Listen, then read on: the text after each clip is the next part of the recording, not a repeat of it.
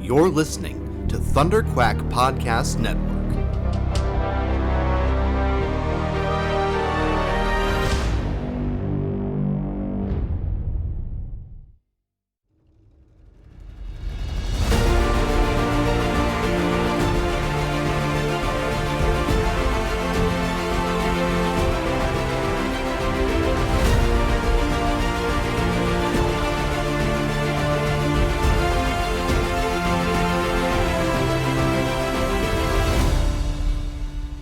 Hello and welcome back to ThunderQuack Perfect 10. I'm your host, Michael Cohen. Every episode, we dive deep with a special guest into a piece of pop culture they adore. Is it a 10 out of 10? Maybe, but to them, it's an undeniable masterpiece. So sit back, get comfy, and let's find some joy talking Haunting of Hill House with Missy. Missy, it is so good to have you back for this special Halloween episode. Yes, I'm so excited that you wanted to do this because I am always looking for people to talk to me about this, and not Yeah, everybody's into horror, so yeah, yeah. it's fun. Here's what I'll say about this, not just this piece, but like all of the Mike Flanagan stuff in general. Yes, it is horror, but it's actually not horror, and Hmm. that's the thing that I love so much about it. Agreed. We'll get way into that Yes. once we get into talking about this one. But yeah, like that is he just lives in this wonderful sweet spot of like beautiful drama that just happens to have these horrific elements Yep. to it. And that's what I love so much about the Flaniverse. I don't know what we call it.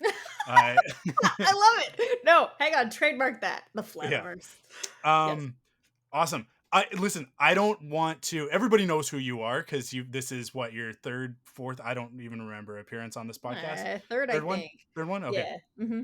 Hmm. Because I just love talking about this stupid geeky stuff with you. So and I think that everybody else who's been listening for a while knows who you are. So if you don't, go back and listen to Missy's previous episodes. But I'm we're just gonna get right into it. We're just gonna Yeah. jump right in. So here is the sort of primer on Hill House. So tonight we journey into the shadowy corridors and echoing halls of one of the most chilling tales in television, The Haunting of Hill House. A tapestry of love, loss, and phantoms, this show takes us deep into the recesses of a haunted mansion and the tormented minds of the family entwined with its history. From eerie apparitions to heart-wrenching family dynamics, The Haunting of Hill House is more than just a ghost story. It's a haunting portrayal of trauma and redemption. So dim the lights, cozy up under a blanket, and let's venture into the ethereal world of Hill House, where every corner hides a secret and every shadow may not be what it seems. Let the haunting begin. Let's get into it. I Yes. Before we get into Hill House, I think we need to talk about the man. Hmm. The now, I mean, like, listen, I just finished House of Usher. I'm not going to talk about it because we are in the middle of the strike, the actor strike still. So thankfully the writer strike is over, but we are in the actor strike, so I don't want to promote it, but I'm just going to say I have finished it. And so I will say that he is a legend, like the legend. Like, this Hmm. guy is just such a master of storytelling. Yeah. um Give the audience the deets on this very prolific filmmaker. Yes. All right. So I think the important thing to know about Mike Flanagan is that he got his start in film. So he didn't make the jump to TV actually until Hill House, or at least not in terms of being a showrunner. He did Mhm. occasionally write on or do editing. Actually, was his main thing. He was an editor on a lot of TV shows, but he didn't actually become a showrunner for TV until Hill House. And so prior to that, it was all films mostly. And what's interesting is all of his films, they were all, more or less horror, but they were all really kind of low budget, very tight focus, very small cast, often on like one set maybe for the entire film. So like for instance, Hush and Gerald's Game, Mhm. both of them, which of course both feature actors from Hill House, or who later appeared in Hill House rather. So this was kind of his thing and what he did, and he was really kind of honing these skills with these just very tight, very focused, utterly terrifying Yeah. stories. And I do recommend, I haven't seen all the ones he made, but like I said, I've seen Hush and Gerald's Game. I really loved Hush in particular. So I think, just any of them are excellent. Please check them Yeah. out. Of course, if you think you can handle it. I always have my pillow on hand in case I need to cover my face because it's terrifying. I'm gonna, Um, yeah. While we're talking about his movies, yeah, I'll say Doctor Sleep is actually fantastic, nice. um, and it has no right to be, because it is a Mhm. sequel to The Shining, which is like why, like classic horror movies like The Shining don't necessarily need sequels. Mhm. It can be fun, but it's not usually a good idea. And then you add the Kubrick to it, and it's Yeah, like, come on. And then like the story of that film itself. yeah. But here's the thing about Doctor Sleep is that Mike and he and I think can be on a first name basis because we share the first name. Um, he he understands that is all in play, and so Mhm. the movie itself actually, without breaking the fourth wall, is very very much like referencing the fact that like, come on, how can we do this, right? Mhm. And then on top of it, I mean, it's Ewan, so any Yeah. opportunity to spend 2 hours with Ewan is always a good thing to do in my book. Mhm. So but it surprisingly, for being a sequel to uh, uh, a true film classic, like a masterpiece, it is actually quite good. um Yeah. so But it's so interesting I that I you highly recommend that one. Yeah, for sure, but it's interesting you mentioned that because it actually segues really well into Hill House, which interestingly, so Hill House came out in 2018. Mhm. And Dr. Sleep came out the year after. So he was actually starting on Dr. Sleep while he was finishing up Hill House. And so it's interesting because they're similar in one regard, which is to your point, like, did this horror movie really need a sequel? Not Yeah. necessarily. So he talks about in the commentary on Hill House, which I actually do recommend. There's if you get the Blu-ray of it, they do have commentary. He has commentary on 4 different episodes. It's really excellent. I highly recommend it. And yes, of course, I went and got the Blu-ray. What do you mean? But but what he talks about is how what interested him about doing Haunting of Hill House is he didn't want to have a story that ended with the characters escaping the house. His whole thing was, how does being haunted follow these characters and affect them after the fact? So, Mhm. arguably, the whole story is a sequel to Being Haunted or a sequel Yeah. to a haunting, effectively. That's kind of how the story is structured. And so, I think it's very interesting that he arguably kind of um, approached that concept kind of twice in a row there.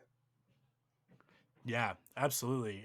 I mean, he does really love to play with with non-linear storytelling, Yes, right? very much. Everything Hill House, Bly Manor, Midnight Mass, um and Hmm. and and I'll say House of Usher as well. Uh they all play with non-linear, Yeah. non-sequential stories.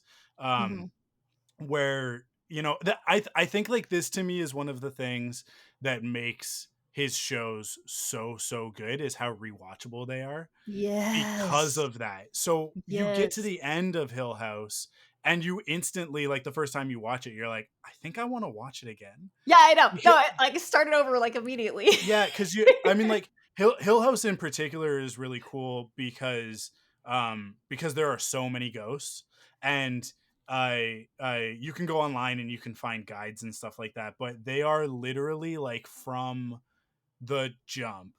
Mhm. There are ghosts everywhere constantly, and Mhm. you don't necessarily catch it your Yeah. first go through. So it is very rewatchable. It is a show where you should really put your phone down and Yep. focus, right?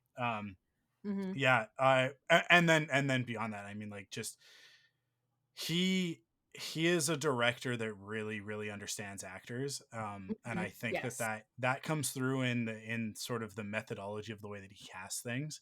Yes. He not just casts things, he writes most of these stories he writes for his wife, Yep. um, who is in everything, Mhm. basically.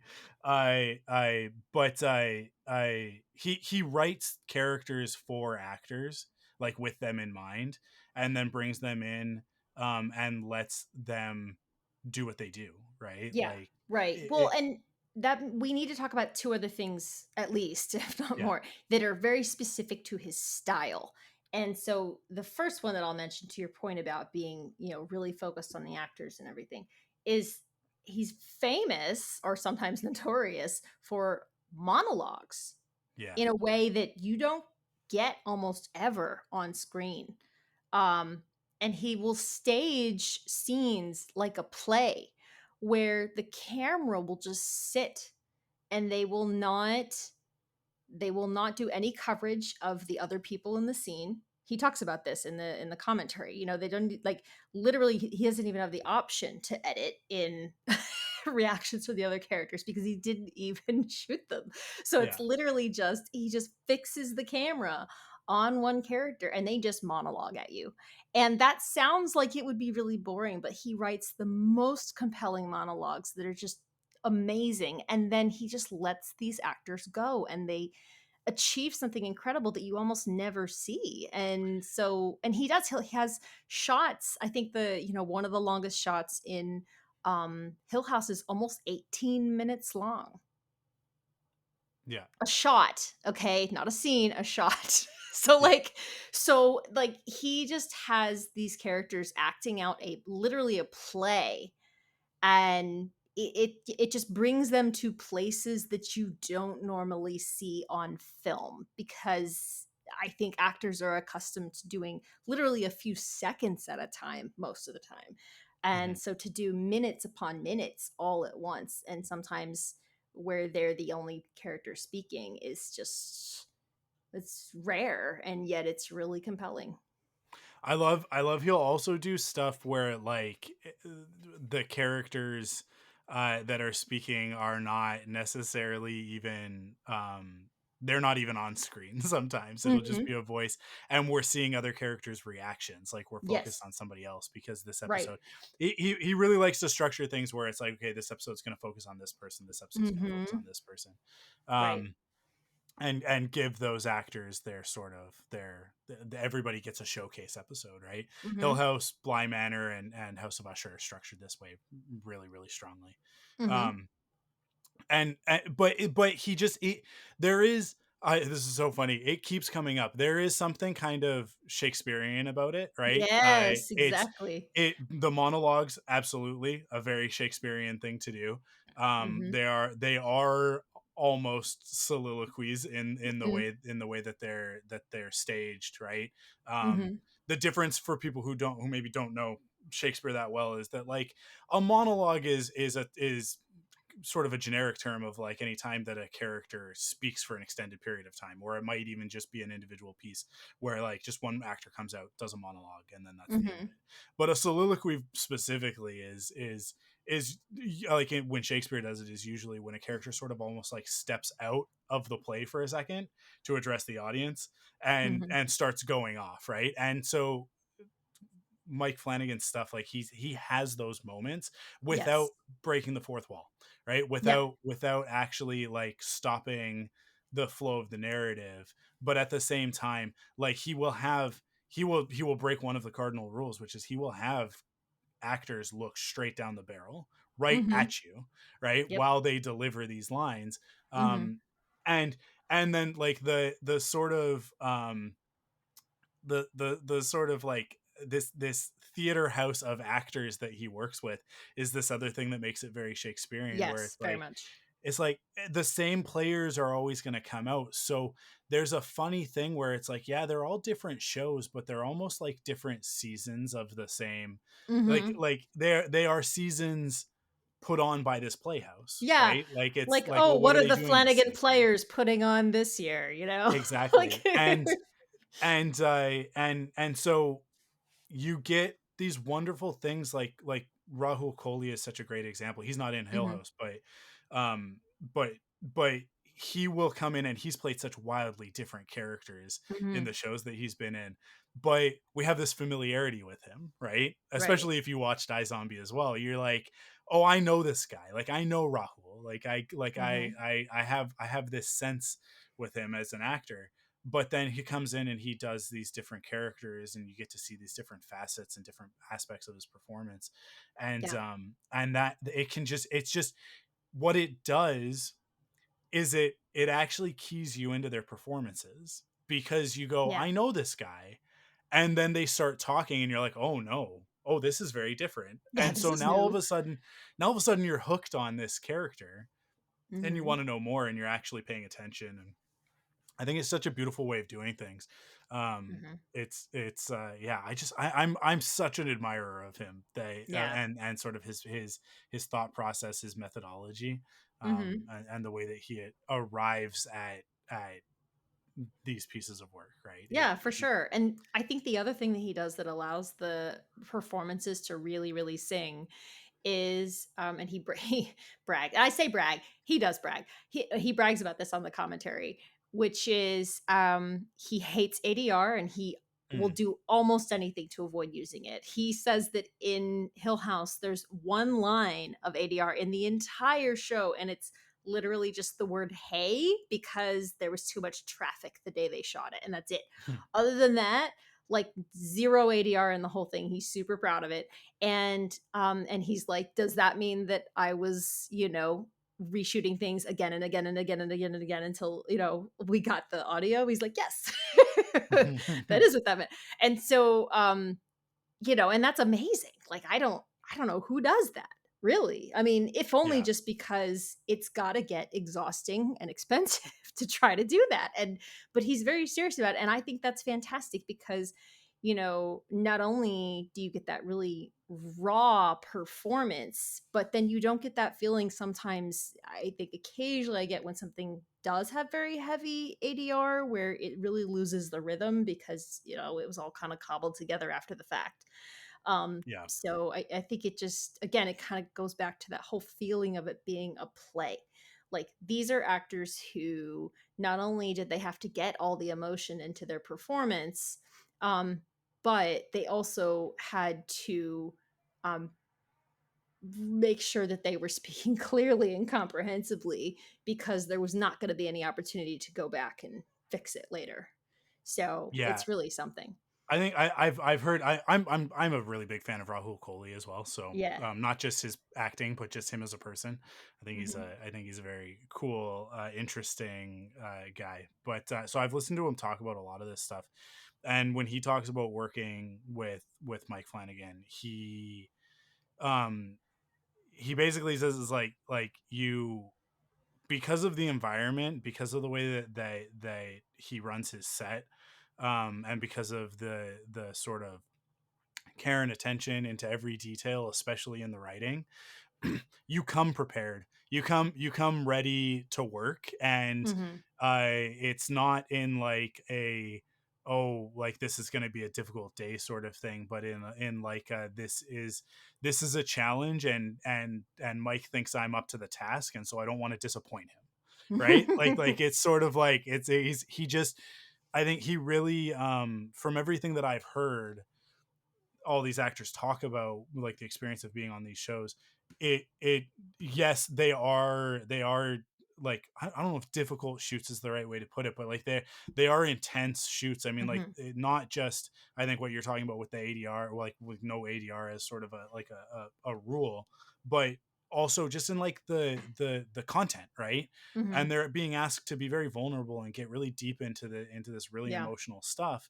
And so it can be a very intense set, um but that he just has done such a good job of, I think, like engendering trust with his Hmm. actors, that they show up and they just want to deliver, they just want to give great performances. And I think when you get that, it is quite the opposite of when we talk about the prequels. We talk about George as a director, and there are many things that George Lucas is phenomenal at. We talk about it all the time, but we all also always talk about he is not an actor's director. And it No. is like, it's the opposite, right? You Yeah. got Mike Flanagan here going like I want to avoid ADR if at all possible, to Yep. the extent of like having almost zero in an entire show. Yeah. Because it's like we're not going to rely on that technology. We're gonna Hmm. rely on the actors. We're gonna rely Yeah. on the artists, right? Yep. And then you've got George, who's like, we'll fix it later. Yeah. Don't worry, we Just got it.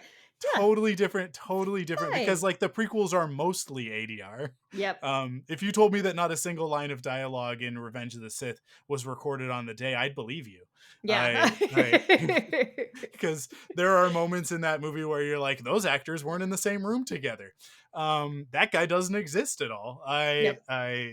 They're just that person's just talking to tennis balls.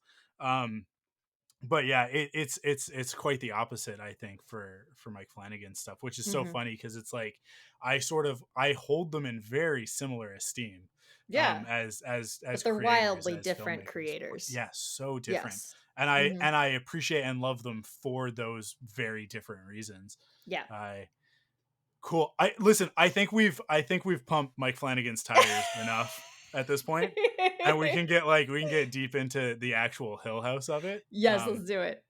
Yeah, Hmm. I I I love this show. This was, I think we were talking before we recorded. This is either my third or fourth time.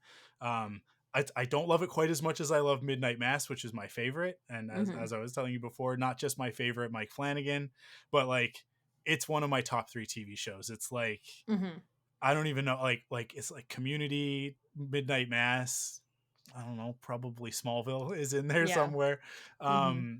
These things that are just like I like, so I mean Smallville's not great. Smallville's terrible, but I love it anyways. That doesn't mean you can't love it. No, I love it for that. But yeah, like Hill House being the first one out the gate, I like holds a special place. Bly Manor isn't really my jam. I've only Hmm. watched through it twice. I say that it's like not really my thing. I've only watched that entire series I've twice. only watched it twice. Yeah. Yeah. And I just finished House of Usher, so I was like, I'll probably go Hmm. back and watch it again in the next little bit Did you before see Halloween Midnight is in. Club? I watched Midnight Club, and I did only watch that one once, and I think that's Hmm. just because last year was like it was like that, and like was there not there was like a Star Wars series and then like a Marvel Andor. series. It was just like there was too much all at once. Yeah. But and so I haven't gone back to it. Midnight Club is also it's also a weird one because it is so anthologized that it's like I'd be more I'd be more inclined to just go back and watch individual episodes of Midnight Club when I'm Hmm. sort of in the mood to watch a specific story, Yep. because the overarching story in that one didn't really grab me as much. Well, But there are it didn't individual end. The episodes that I biggest loved. problem with it is that Of it was course, supposed to be a 2-season show, and unfortunately, it didn't get renewed. Now, if you are interested, if you watch that show and you are interested, Mike Flanagan is on Tumblr, and he has, he promised when he was waiting for the renewal that if it didn't get renewed, he would share his intended ending for the show on Tumblr. And so when, yeah. Okay. the news came down that it had not gotten renewed, unfortunately, he did share the ending for the show. So if you need that sense of closure, he did provide it, which I think is great. Thank you, Mike. So Well, let's pivot back into Hill House. yes, please.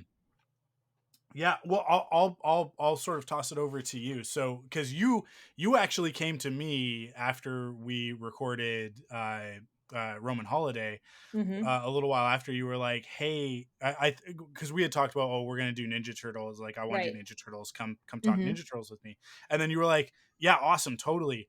Uh, in October, can we talk about Hill House? And I was like, Yes. "Yes, 1,000% yes." Yes. Um, so, what is it about this show that made you say, I actively want to have this conversation on a podcast?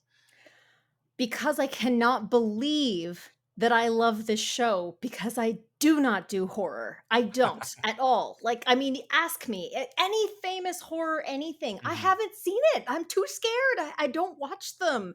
The one time I ever remember seeing horror, anything, some friends tricked me into going to The Ring when it came out. And Oof. I spent the last 25 minutes of that movie with my head stuffed into the seat, my ears covered, refusing to look or hear, listen to anything. I should have just left the theater, but it was, I was so scared.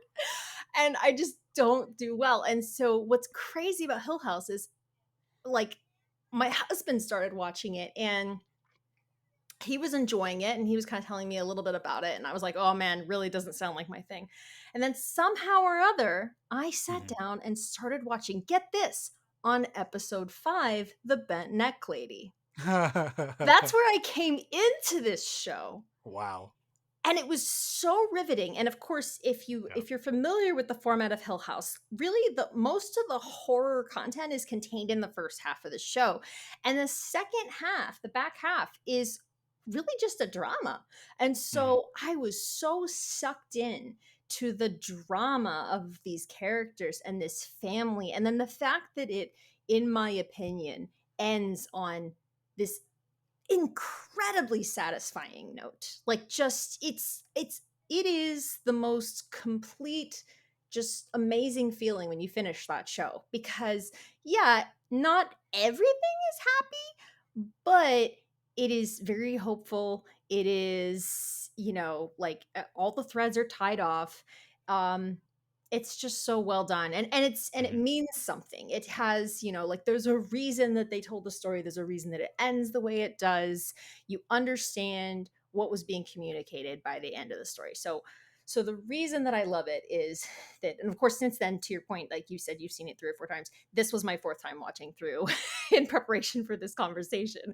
And I will watch it again and again and again and again because I love it. It's just a wonderful story.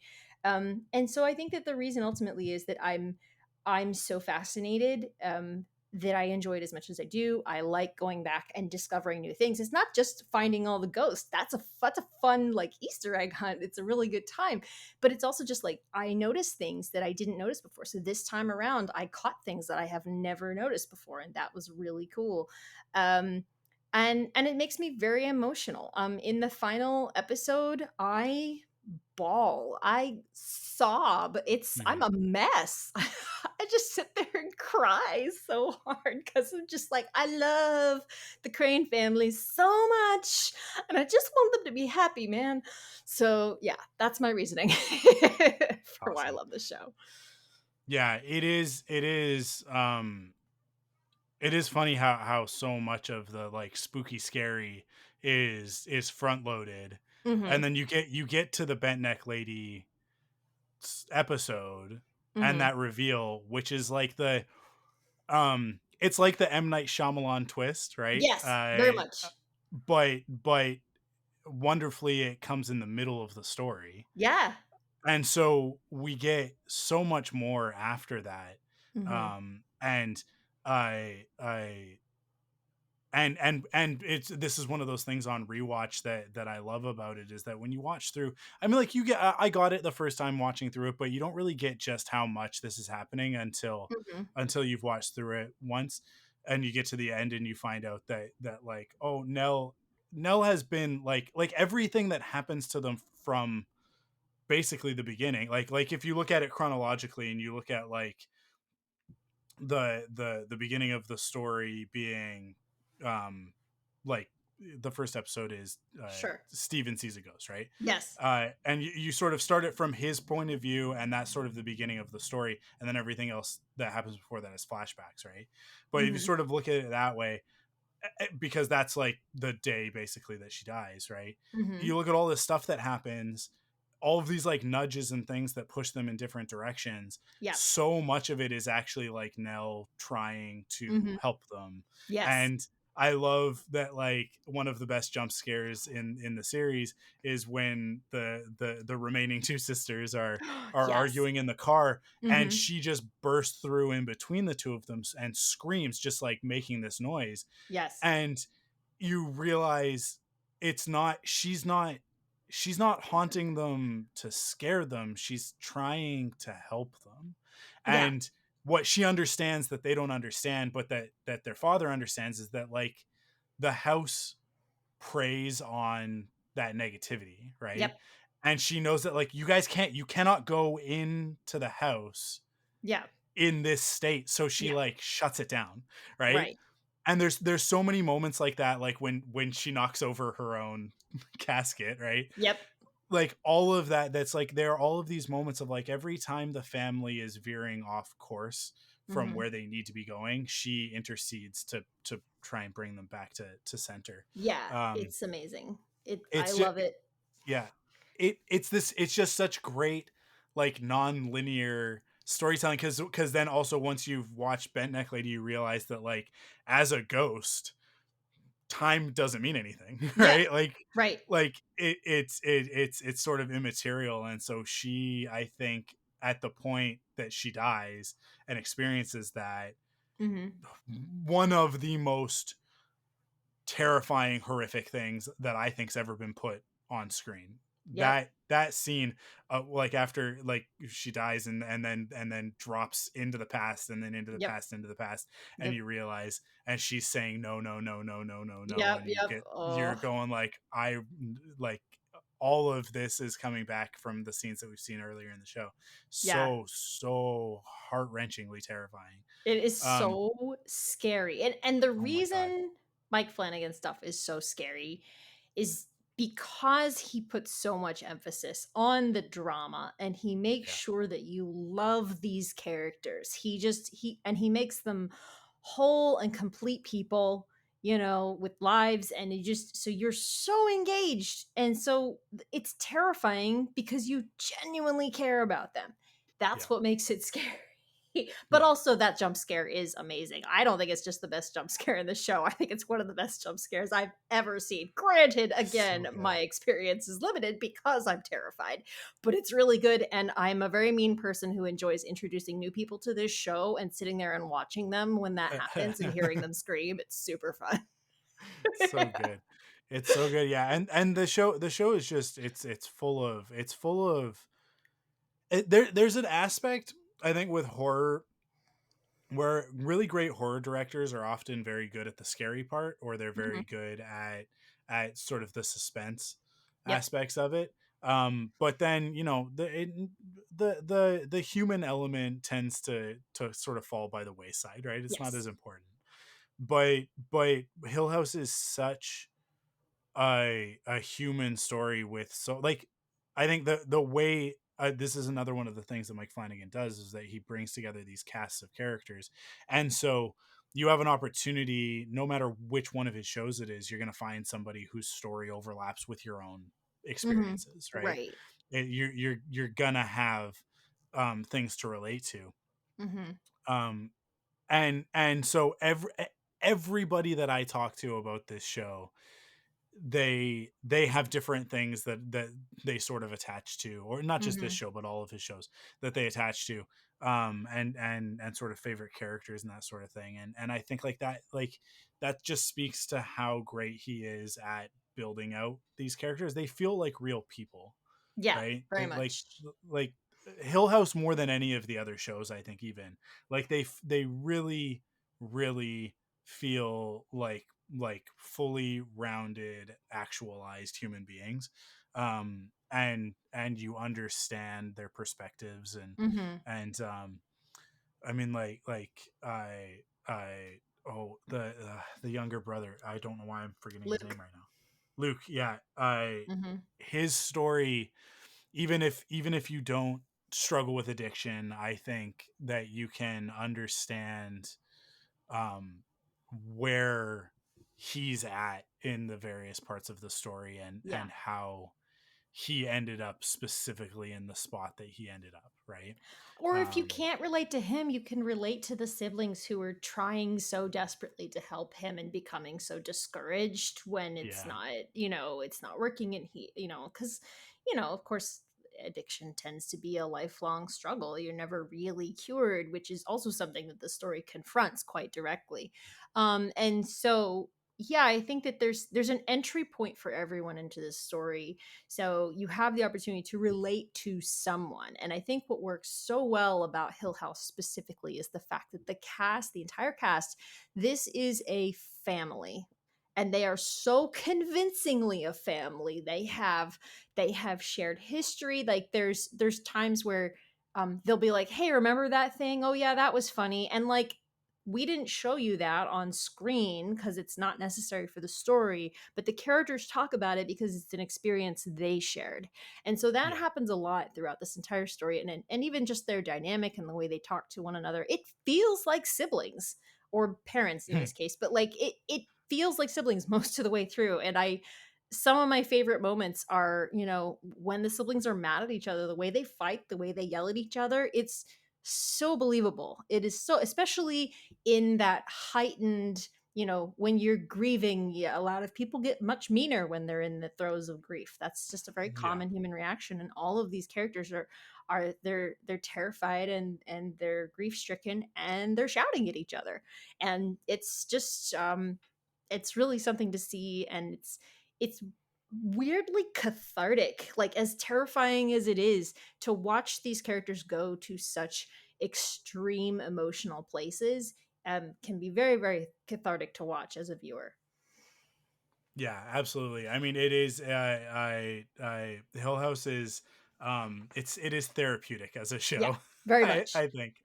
Hmm. And that is like exactly what you're saying. Of like all of them have these different struggles, and I think like you can find one character to sort of latch onto, Hmm. at any given moment, and sort of go through what they're going through and Hmm. experience what they're experiencing, but in a very, I mean, this is what escapism is about, right? Is Right. like, and storytelling in general is like, let's experience the darkness. Let's go into Hmm. the underworld from the safety of our couch, Yeah. right? Yes. um I think that's why, like, that's what people are looking for when they're looking for horror, and I think that's why this horror is so effective. To like exactly to the point that you made earlier, which is that like when you care about these characters, when tragedy befalls them, it's that much more heartbreaking, and Hmm. it's and when we see it from their perspective, it's that much more terrifying, right? Right. Because Right. we know what scares them the most, right? We know Hmm. what scares Nell the most. We know that the bent neck lady is this thing that has been haunting her entire life. When we get the story of her husband and Yep. everything that happens there, and and then like her fall from grace, that results from that, it just like that is, I mean, like that is, have you ever experienced sleep paralysis? um it's hard for me to say whether I've experienced sleep paralysis. I did experience one time a dream that was so terrifying that I Mhm. started screaming for my mother to save me. As an adult, when I no longer live with my mother and I had two Yeah, children of my own, I was so terrified, and I woke up very suddenly with the realization I had been screaming out loud. So yeah. yeah, Wow. I've done that. Yeah.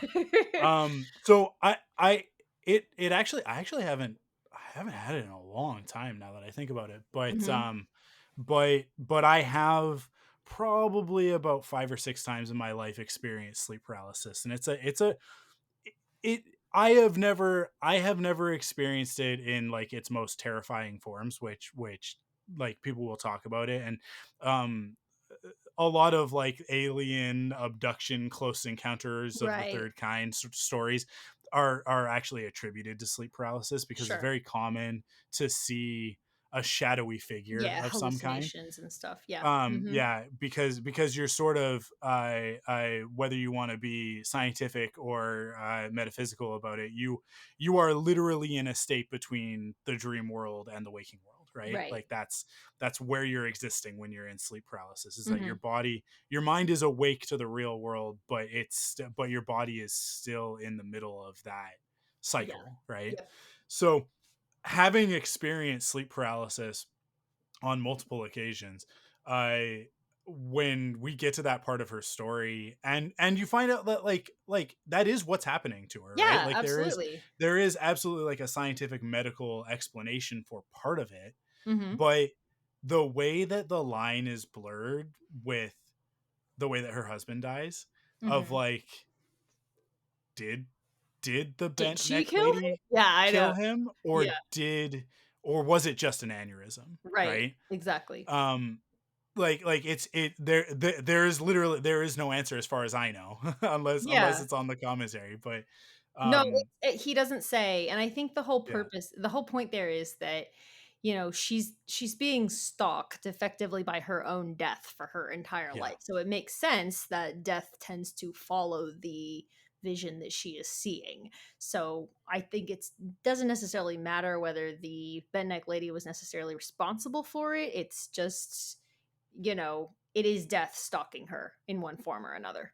yeah, yeah. So yeah. Um, but yeah, like that whole scene is just like, if you've experienced that yourself, that like him dying and her literally not being able to move, like just being frozen in her own body, Mhm. is just like it's a very, it is a very, very scary thought. It's a It's very scary thought. so scary. It's like it's just so well done the whole way through. It's amazing. Oh, and I feel like we should mention two other things that kind of, tie into this, by the way.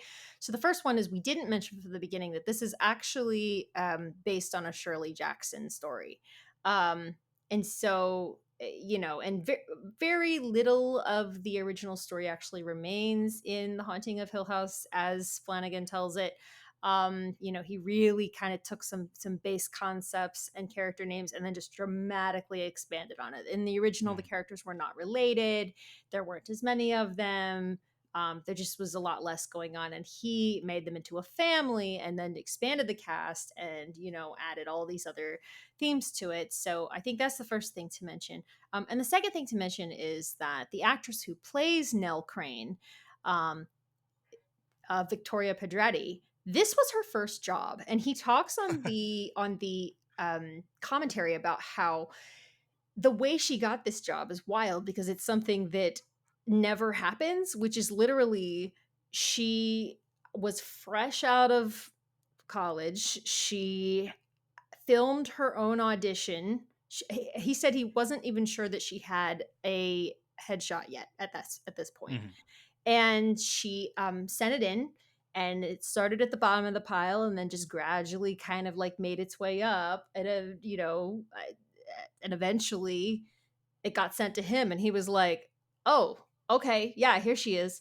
And so like so she got effectively a starring role mm, in the way that people don't usually, because it wasn't through connections and it wasn't through some big yeah. resume. It was literally just on the strengths of this one audition tape that was just that good. Um and and that and and that was expressive of the character that Flanagan was creating, that she got this role, and she is incredible in this show. She's Hmm. so good, and none of So this good. would work if you didn't love Nell. And you love Nell in this story. You love her so much. And she's dead for the entire story, and you love her anyway. Yeah. Yeah. That's so interesting because, yeah, she Yeah. really is the cornerstone of the whole thing, right? Yeah. The family really revolves around her and around the mother, around Carly Yes. Gugino's character, Olivia, right? Hmm. So it's like the two of them sort of in those two time periods Yes. are the ones that sort of everybody circles around. Yes. Um so to find out that, like, yeah, she hadn't done anything before this, just sort of, I mean, I'm sure that she had done, acting, but nothing on screen, like Sure. first Yeah. on-screen role. Like, that's Hmm. incredible. I mean, she's Yeah, it is so good, amazing. she's so good. But She's i really i good. also think that's one of the that is one of the great things about Hill House, and it's sort of coming out of nowhere as this Netflix series, that everybody just was sort of like, have you watched this, have you Yeah, I checked know, this out? right? Yeah. um is like, so many of the faces in this are fresh faces, right? Hmm. Like, they're Hmm. people that we have not seen very much, or we certainly haven't seen in this context. I mean, Michael Huisman, who plays Steven, we would have known from Game of Thrones, but Right. as Dario, right? Hmm. What a wildly different character from this character, from Yep. Steven. um and so, but almost everybody else is like, it's like, well, this is the first time I've ever seen them in something. Hmm. McKenna Grace plays young Theo, which well, this was in her era of like she played the younger version of every character on screen ever, um Yep. because Yep. she's also young Captain Marvel and like young this character and I young didn't that think about character. that. No, you're right. And now she stars in the Ghostbusters movies and the new Ghostbusters movies, right? Oh, But yeah, so I am a very big fan of McKenna Grace yeah. because of Ghostbusters Afterlife, which is a very special movie to me. No, that's cool though. But And yeah, Carla Gugino, it's hilarious because of the fact that like this is a little embarrassing, but like I recognize her from Spy Kids. I was like, oh, that's the Spy Kids mom. yeah, yeah, yeah. It's like, I so recognize Carla Gugino from my dreams. I just yeah. she is just, oh my She is god, gorgeous. She's a she's knockout for sure. And this woman she is aging yeah. and she looks fantastic. Oh my god, listen, I I don't want to out myself too much, but like I feel like we're in a safe place. Okay. I her role in House of Usher, like I won't say anything about specifics about it, but just like she has many looks in it, and Oh, nice. Excellent. she is just like she's more beautiful today Yeah.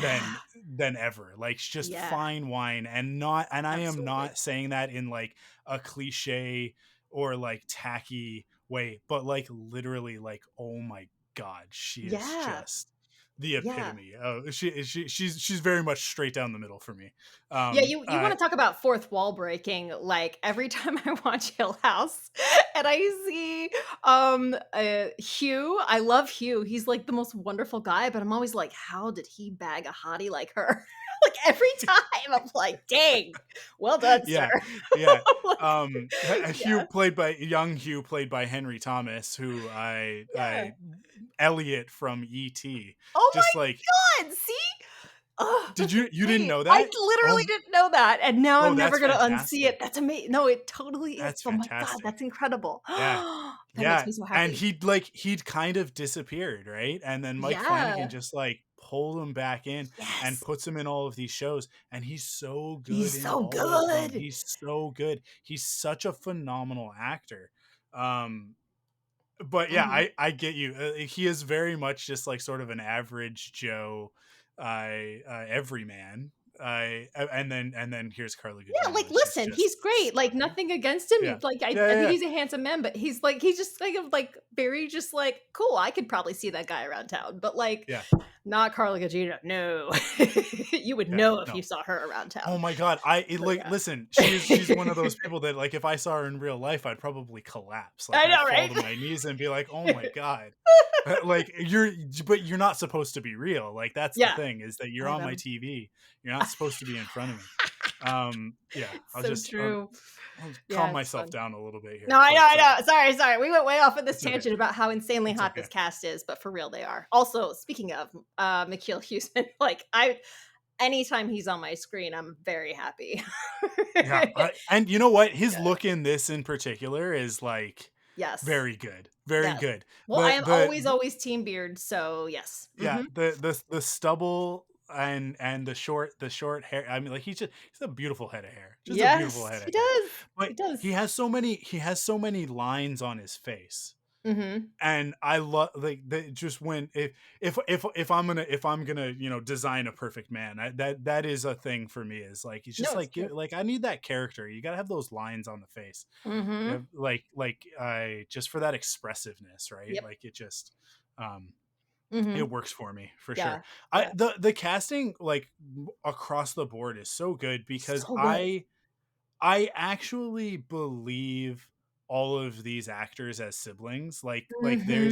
there are physical characteristics between all of them that Yep. are like spot on that they then also share with their parents, Right. which it's just like and then both the casting of like their The present adults and day the children. Yeah. and then the children as well. Hmm. It's just like it's so well done. But Yeah. I mean, like, what would you expect? Like, we've talked so much about how Mike Flanagan cares so much about his actors, Yeah. obviously he would put this much time and attention into Yeah. who he's casting for these And he roles. does talk about how McKeel was the first person that he casted, and so then he's Mm, like, I had to build the rest of the cast around him to make sure that they look like they could be related to him. So that's kind of where all of that came from. And then to your point, like he reuses actors that he's used before. So yeah, Kate Siegel from Hush, and then Carla Gugino from Gerald's Game, and so on and so forth. So he brings in actors that he's worked with before, and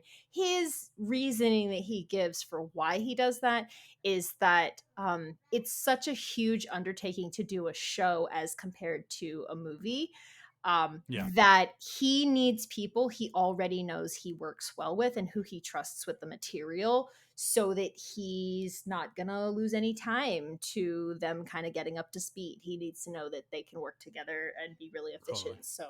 Um, so that's kind of his reasoning. But then to your point, like it ends up having this effect of being, you know, his sort of rotating cast or his players. But what it also does is that it gives these actors some absolutely just incredible material to work with. Like, I'm 100% certain that all of them have gotten to do things with him that they would never get to do with another director or another writer, because he just, allows such range. And because it's horror, you have the reason to go to those emotional extremes that you maybe can't reach. A lot of other genres will call for a level of restraint, and you don't do restraint in horror because really terrible things are happening. Because the whole purpose of the story, and his something else he talks about, is his sort of philosophy with regard to ghost stories, is like the whole purpose of it is you're taking that character's greatest fear and putting them through it. You're making their worst fear Mm, come true. That's what that is. That's what horror, when it's done well, what it is. Um, and by extension, of course, the creator or the audience, their worst fear. And he talks about that too. He says, I don't do a project unless it scares me. And so it's just really cool, I think, to see this, to go through vicariously this harrowing experience, but yeah. from the safety of your home. Yeah, So exactly. yes. Yeah. Mm-hmm. Yeah. I don't know. I feel like we've covered a lot of it. Yeah. I'm just sort of like kind of scrambling, go like, is there anything else that I Oh, I wanted to mean, I talk have about folklore specifically? stuff if you have like a few minutes. Yeah, for sure. I will just say, like before we jump into that, Hmm. I think that one of the things that's really great about both this and Blind Manor is Hmm. that and Midnight Mass as well, is that Hmm. like the ghosts are there, the monsters are there, Hmm. right? Like it, I think that there are two ways to do horror. One is to hide the ghost or the monster in the shadows, and not really show them, and really rely on that suspense. That does exist in this story, Hmm. but we do like, there's an important aspect of it that as the story ramps up, we need to believe that this is happening, and Hmm. in order to believe it, we have to see what the characters are seeing. Yep. And so you get to a certain point, and I really like the bent neck lady episode. I think is the turning point. Yes. After that, we just see the ghosts. We Yeah. just see them Hmm. constantly. They are no longer hidden. It's no longer a secret. They're just there. Yep. And I and one of the wonderful things that ends up happening by the end is that we realize that just because they're ghosts doesn't mean that they're monsters, right? Hmm. Hmm. They are actually, most of them are harmless. Yep. They just sort of exist. They're stuck in these sort of perpetual loops, right? Hmm. But that, one of them is a monster, Yeah. but she was a monster long before she became a ghost, and so it Hmm. was actually like the humanity, not the supernatural, right? Right. That is doing the killing. It's just that she's able to act through these supernatural means. Hmm. Um, but really, most of it is psychological. It I, is. I, And I do um, think it walks this nice line where, on the one hand, like, you can take it all at face value and be like, yeah, these were all ghosts, but it's also all done in such a way that because it is so psychological, if you want to believe that all of this was, you know, merely a projection of their psychological state, you can actually interpret it that way. It works on Mhm. that level if that's how you choose to view it. And I think it's cool that you can view it either way. Yeah, totally. Hmm. Take us to school. Oh my God. Give us the folklore. I mean, like, okay, so for anyone who hasn't heard this spiel before, this is where I get super excited. Marie Claire and I on What the Force have talked about this a number of times, and you were kind enough to let me ramble a bit when we talked about Roman Holiday. And I'll keep it brief here, but what I loved about this was I saw this, and then shortly thereafter, I saw Doctor Strange Multiverse of Madness. And look, we don't have to go into how there's a lot of problems with that movie, and I'm fully aware, but one of the things I thought was quite fascinating about it was the way that both of these stories featured this monstrous mother who was desperate to either get her children back or protect her children or both. And the way she does these horrible things and becomes this terrifying creature because of this obsessive motherly instinct, and to a great extent because of her grief.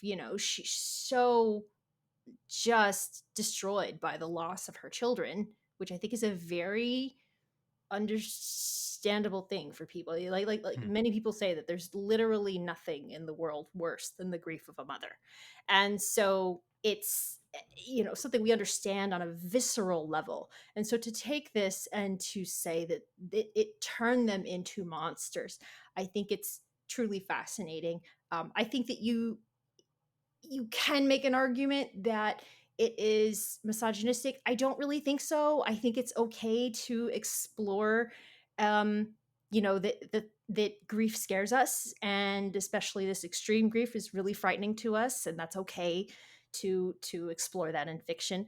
And so, one of the stories historically that expresses this very, very well is often told in Mexico and Latin American countries, and it is, and I'm going to say it wrong, and I'm sorry, I I don't speak Spanish, guys. But see, I can't even get the like sound right. It's La Llorona, and it's the weeping woman. And the tale is that and there's a number of variants of it, so you can hear many versions. But the tale is that it's this woman who, for whatever reason, she actually killed her own children. She drowned them in a river, and she's just so stricken by what she has done that then she dies of grief or throws herself in or whatever, and then her ghost wanders searching for them. And young children are warned to not go near the river, or not go certain places at night, or if you hear a weeping, stay away. The wailing woman, that's her. And so there are other versions of the wailing woman in folklore and mythology throughout the world, but this is a very, very famous example. They've made horror movies out of it. Um, and there's just a lot of retellings out there, and so I find this fascinating because that, to me, that's what this story is it is this mother who just became so terrified by the thought of losing her children that she became monstrous. And um and it's interesting because the story, it's quite sympathetic to her, actually. I mean, it really makes you understand how this could have happened to her. She went mad, but for very understandable reasons. So anyway, that's the one story that I thought was fascinating. And then a very tiny, teeny thing that I only noticed on this fourth round through watching was, at one point, Hugh says that Liv was the kite and Hugh, was the line, and that she was a creature of the clouds or the sky, and he was a creature of the earth. And but they together, they were something greater. And I love that because that is a star bride or a star spouse story, where there is one spouse who is of the sky and one who is of the earth, and they come together, and then frequently they are separated. And so of course she, as the sky spouse, is lost and becomes a lost bride because because she dies, and it's not unusual for them to take a child or more with them, when of course we know that happens to Nell. Then she sort of brings that child with her later. And so I thought that was very interesting as well, that reflected folklore. And these things aren't deliberate. This is just, there's a reason that these stories are retold over and over and over throughout history, because they do express our deepest fears. Yeah, absolutely. That's awesome. I the sort of that mother stuff, I think is I can see how somebody would go down that road of maybe it's misogynistic, but I think that it's played really from like a very compassionate angle, like you're Hmm. saying. So Very I think much. like that, with that in mind, I would not view it in that way. I think actually the women in his stories are are very strong women, and not in the like Joss Whedon strong female character Uh, sort of way where they're just male characters with boobs, right? yep. I but in the way that like actually like her her motherhood is her strength, Hmm. and the tragic part of the story is the way that the house uses that against her, Yeah. right? Yep. Because what it does for all of them is that it preys on their weakness, right? Hmm. It finds their insecurity, it finds their greatest fear, and then it preys on that. And Hmm. so this thing, she's a wonderful, amazing mother, Yep. but whatever it is that's going on, whether it is a psychological thing or a supernatural thing, the story hints at both, that it is Hmm. that actually these two things are probably tied together. Yep. But the house is able to then sort of seize that and use it as a way to manipulate her into doing some pretty horrific stuff, some Yeah. pretty terrible stuff. I mean, the twist with Abigail. Abigail is such a great twist Oh of man. like, we expect that this is another one of these ghosts, and it's sort of like it's one of those really great twists where like the answer was in front of you the whole Yep. time. um and you go back, and when you rewatch it, is one of those things where it's like every time they talk about their daughter and Yeah, and you didn't they even notice. I know. It's yeah, crazy. I watch it now and I'm like, how did I not see? And yet it's just so well done. yeah. And It's amazing. it is this great piece of structured storytelling that allows her to do that. She is allowed to kill a child in the Mhm. story. That this very rarely happens on screen, by the way. Yeah. Like it's a bold choice to do it, right? But Yep. she is allowed to kill a child, but it's not one of hers. So it we go through the rest of the story like unknowingly leading to this point, Right. right? Right. It's such a great way to structure that, because it is a twist. Like, it is a very, very good twist. Yeah, I um mean, really, it's just throughout. It's a masterclass of planting and payoff. Like the whole thing yeah, with the rat poison showing up, and then they keep having it in the foreground of yeah, all these shots. But and so it's there, and so it's amazing because then when you get to that scene, there's sort of a dawning realization. Like I don't think it comes upon you all at once, or at least it didn't for me. It's more of like this mhm, slow, oh no, is she not a ghost? Oh no. And you're panicking and you're freaking, yeah, like, again, to go back to, like, I've seen this a number of times now, and my heart races and I'm freaking out yeah, every time I watch yeah, it. It's these parts are always frightening, even when I know what's going to happen, to some extent almost because I know what's going to yeah, happen. yeah. It's yeah. Yeah, it is that personal connection into the story, I think, that allows it to have that effect Hmm. over and over and over again, Yeah. where it's like, I'll compare it to Avengers Endgame, right? Yeah. The moment when the hammer comes to Cap, it Yeah. works it works so well because we have all of these movies before it. We have all of these moments before it. We have Thor's whole thing of like not being worthy initially and, Yep. having to earn that back and lift the hammer. It means so much to us. We understand Mm-hmm. viscerally what it means to lift the hammer. Mm-hmm. And we get that little tease of it in Age of Ultron when it just moves a budge. Yep. Nobody else Yep. can move it at all, but it just a little bit. Just a And little. so Yeah. then that payoff is a payoff that's like years in the making because we love that Mm-hmm. character. We love Chris Evans. We love Yep. Chris Hemsworth. We love Mjolnir. We love Yeah. all of it. And so when the hammer goes to him, it is just like there's not a better moment in my movie going history. It's one of Like, my favorite memories. The screams in the theater, oh people my god, just it lost their erupts, minds. right? Yeah. And this It is was this is great. the same thing.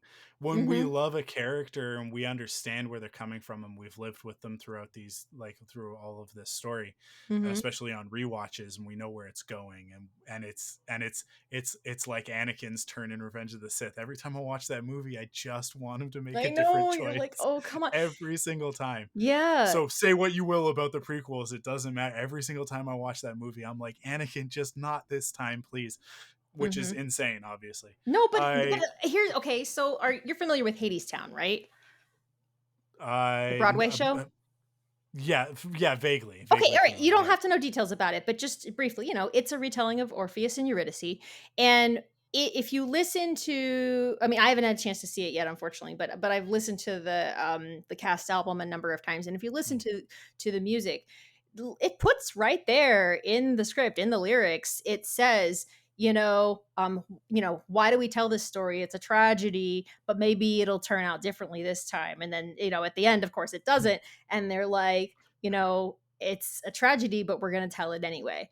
And so they literally are telling you from the beginning and then at the end of the story, again, in a very Shakespearean way, that like, we're telling you a tragedy. We're telling you a tragedy. That's why you're here. And we're all going to come to a point where we think maybe this time it'll be different, even though we know it won't. And that's what I really love about Hill House. And I think that's a really great kind of segue into talking about the ending and how satisfying it is. Because it is like, it's weird. It's not a happy ending, but it is. I don't know. What do you think? I think there are multiple endings, right? Because Yeah. the ending for the Dudleys is a happy ending, right? Right. The house, I think at the point when Nell saves her siblings, Mm-hmm. um, and Hugh sacrifices himself sort of for that to happen, right? For Yep. everything to happen. The house is transformed, right? Like Agreed. the dominant power is no longer, I can't remember the character's name, Poppy. but Poppy. Poppy. Yeah, Mm-hmm. it's no longer Poppy, and it becomes Olivia and Hugh, because Olivia without Hugh, their whole thing, their whole analogy is like they're the kite and the The kite and the string. line. They're Yeah. the kite Mm-hmm. and the line, right? Like they're not, neither one of them on their own can survive, but Yeah. together they create. And it's such a great analogy for marriage and relationship, Mm-hmm. because that really is, I think, how it's meant to work, right? Is Yep. um you want to complement each other, and you want to bolster your strengths to bolster their weaknesses, and vice versa. um but then you have enough in common that you both have to be part of the kite Yeah. in order for it to work. Exactly. So I think that once they're reunited in the afterlife, that they take over Hill Yes. House at that point, and it becomes their domain. And so then, and that's sort of signified to us in sort of the epilogue Mm-hmm. moment of of the Dudleys and her passing, Right. Right. and then she appears, he looks up and sees her there with both of their children, Right. which, like, Mm-hmm. again, we got this amazing monologue from Dudley sort of partway through the series that you think is a bit of a throwaway, Mm-hmm. but it's not at all, because you have to have that moment in order for this Yes. ending to be resonant. Exactly. And it plants this seed so that when you see her with this baby in her arms, you're like, that's what That's why they're like, don't tear the house down. You can't Yeah. tear the house Yeah. down. That's why they take care of it. That's why they maintain it. Mm-hmm. Because one day they'll be together again. Yep. And so it is actually like it transforms from this haunted place into heaven at the end, Mm-hmm. right? Because that Yes. really is, when we talk about heaven and what we want it to be, that is often what we're talking about, is Yep. that like, oh, everybody that you've ever loved will be there, right? Mm-hmm. Like and that's what they achieve at the end, is that like everybody that you've ever loved is right there. Mm-hmm. um and so I absolutely see it as a happy ending. I see it as a Yeah. very hopeful, up, even upbeat, like it's like, Yeah, and I do. it's about death, but death,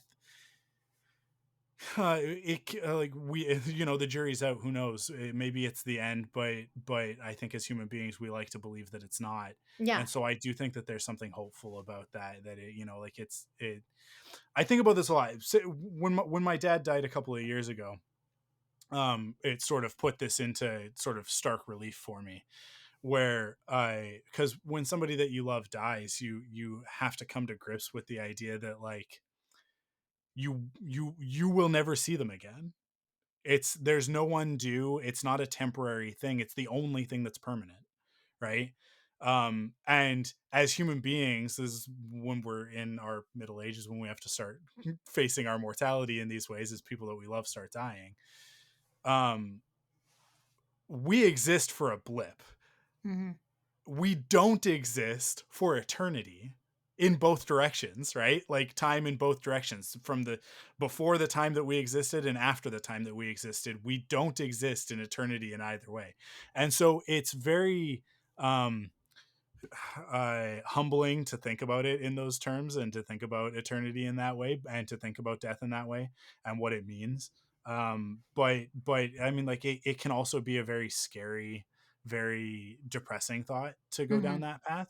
And I think that this is one of those stories that, to me, sort of, whether it's true or not, what is the difference between truth or fact, right? Mm-hmm. um because whether this is a fact or not is irrelevant, but to me, I believe it to be a truth, which is that, like, love persists. Mm-hmm. And we persist in the people that come after us, that carry on. Whether it doesn't have to be children, I think that that's a very myopic way of looking at it, but everybody that you affect in your life, Mm-hmm. for better or worse, carries on your legacy in them, and then in the people that they affect, right? So in that sense, we never really die. And as a result of that, I think that like whatever we are, that's the stuff that makes us up, that's not the hard stuff, the, as Yoda would say, this crude matter, right?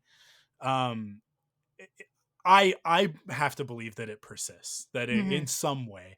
And so the idea that whatever form that takes, that you get to be with the people that you love, that I can't think of a better way to spend eternity, right? To Mm-hmm. spend the rest of time, in both directions. Yeah.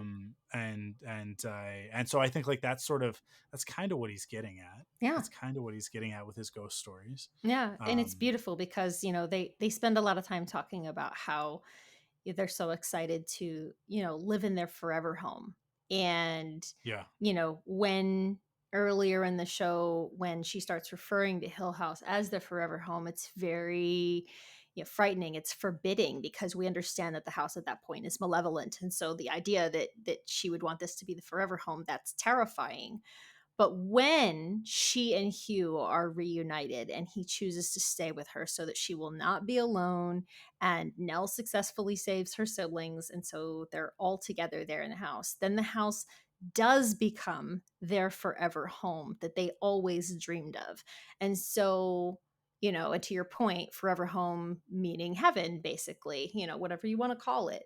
But that's what it is. And so I think that's beautiful, certainly, in terms of a perspective on death, but also the perspective on life at the end of this story. Because the whole idea is that as long as she was clinging to them and trying to protect them, and this goes back to the monstrous mother thing, she they were damaged. They were horribly damaged, and they could not live full lives.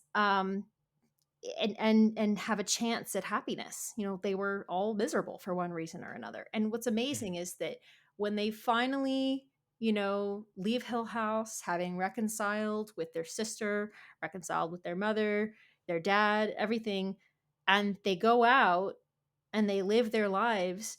You know, Steve and Shirley both they reconcile with their spouses, and Theo is finally able to be part of a lasting relationship with Trish, and Luke is at the end. The final scene is showing him he's been sober 2 years at that point, and they're all celebrating together. And I just think it's the most beautiful, uplifting thing that these people faced their trauma head on, like faced it in the worst way. All of their worst fears came true. They faced it and they came out the other side and they had a chance at joy. And I think that's just an incredible, incredible perspective for a horror story to take, for a ghost story to take, to say, you know, like, yeah, it's terrifying, but, you know, when you face those fears, then you can finally be free. Yeah, absolutely. Awesome. Listen, I think we did it. Yeah. I think that's a great note to end on. Yeah, if you haven't watched Haunting of Hill House because you have been, you know, apprehensive about the spookies and the scaries, I would say, like, power through those first few episodes. I know it's not for everybody, but I do think that the story is worthwhile. Mm-hmm. I don't know, I sort of go back and forth with horror because I do Mm-hmm. quite enjoy the supernatural and being spooked a little bit every once in a while, uh but but this particular brand of horror I really, really like. Yeah. Every year I've been looking forward to these stories from Mm-hmm. Mike Flanagan. Now, he won't be at Netflix next year. I think that his new deal is with Amazon. Mm-hmm. Um, and I think he's got, it's a multi-year deal. I don't know where that's at with like the strikes and everything, but hopefully this time next year, you know, October spooky season, we get another, whether it's on Netflix or Amazon, it really doesn't matter It's a as long as tradition now. It's a tradition. It's like, oh, yeah, yeah, you know, yeah. Flanagan put out a new show. Let's watch. Yeah. The funny thing is that, like, I haven't watched Midnight Mass yet this year, but I have watched now, like, Hill House, House of Usher, and I think that, like, I think I might jump to Midnight Mass before I go back to House of Usher again, Mm-hmm. just because Midnight Mass is just like, oh, man, it's Mm-hmm. so good. Midnight Mass is one of those ones where I don't even know if I could do a perfect 10 on it because I would just sit here going like, you guys, it's just so good. It's just so good. Like, everything about it is just so good. My favorite part of it, just the tease for Midnight Mass for Mm-hmm. people who haven't watched it, is that it starts with a ghost. I But it is not a ghost story. Mm-hmm. It is something else entirely. Yep. But it starts with a ghost, but that ghost isn't actually a ghost, and I love that he did that to us with it, Mm-hmm. where it's like he does these other two shows and then gets to Midnight Mass and it's like, here's what you're expecting. And it's a pretty creepy ghost. Like, it's a very, Mm-hmm. very good ghost. Mm-hmm. Um and you very quickly realize that it is not an actual ghost. He is just haunted by his mistakes, and Mm-hmm. that's going to lead to the real horror that's ahead of him. Yep. um so good. Yeah. Midnight Mass is so good. It's It's so great. good. It's fun. I can't, because I vampires specifically freak me Yeah. out a little too much, and so I did like it, but I also was just like, I don't know that I can do that again. But I did think it was very good. Now I will say, of course you'll have to see. I'm sure there's a number of people who would be happy to talk about it with you, but you might check with Ty, because not only is she a Flanagan fan, I know she also likes vampires. So just throwing that out there. Listen, I will bring it up with her, and Mhm. then maybe that'll be our Halloween one for next year. Ooh, fun. Yeah. Awesome. Well, thank you so much, Missy, for joining me on this episode to talk about Midnight Mass. About Midnight. See where your head is? I know. I just want to go watch it right now. But yeah, fantastic conversation as always. I hope that everybody else enjoyed it. But even if you didn't, I don't really care. I don't because I enjoyed it is what I'm saying. It's like that's like I'm happy and I'm the most important customer on this podcast. So I if you're not making things for yourself, then who are you making them for? It's pointless. Mhm. And then you just find people along the way who also like the things that you like. I think that's what Mike Flanagan has been doing, and Yeah. he's made a lot of fans in the process. Yeah. So yeah, Mhm. I hope everybody has a great Halloween. This episode releases the day before Halloween, so I hope Nice. everybody's listening to this either the day before or the day of. I hope you're not listening to this on November 1st. You should be watching Nightmare Before Christmas. Oh yeah, that's right. Which, Yeah. listen, Nightmare Before Christmas is not a Halloween movie. Stop watching it in October. The earliest you can watch Nightmare Before Christmas is November 1st. Okay, It's a now Christmas listen though. movie. I am that meme from The Road to El Dorado where they're like both. I just think both. That's fine. That's fine. But it's So, it's it is about a Christmas movie. I agree. The Christmas movie. Yes. Mhm. So on November 1st, watch Nightmare Before Christmas. I Okay. generally do. Awesome. That's it. Thank you guys for listening. Thank you for joining us. And until next time, remember, it's not about the score, it's about the love. Stay geeky, everyone. ThunderQuack Perfect 10 is hosted by me, Michael Cohn. Follow us on Twitter at ThunderQuackPod, on Instagram at ThunderQuackPodcast, on Facebook at ThunderQuack, and join us on Discord at thunderquack.com/Discord. Support the podcast by heading to patreon.com/ThunderQuack to get early access, bonus episodes, and the ThunderQuack Perfect 10 Pop Quiz. ThunderQuack Perfect 10 is part of the ThunderQuack Podcast Network. Thanks for listening.